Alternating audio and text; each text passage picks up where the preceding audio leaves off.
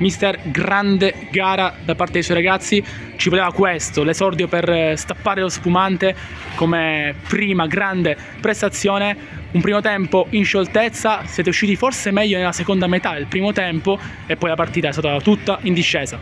Sì, all'inizio eravamo un pochettino contratti perché stavamo studiando un po' l'avversario, considera che è la nostra prima partita, quindi ci tenevamo tanto a fare bene, magari un po' all'inizio avevamo la paura di non riuscire a fare gol, prenderlo, quindi poi quando abbiamo fatto gol è stato tutto in discesa.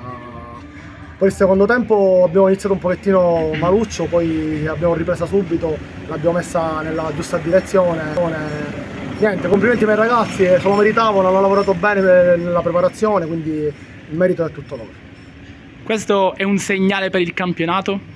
Ma ancora è presto per dare segnali, noi ovviamente ci siamo, ci crediamo a questo campionato e siamo lì per lottare per vincere il campionato come noi, come altre squadre molto attrezzate, quindi poi sia il campo poi sarà sempre a decidere.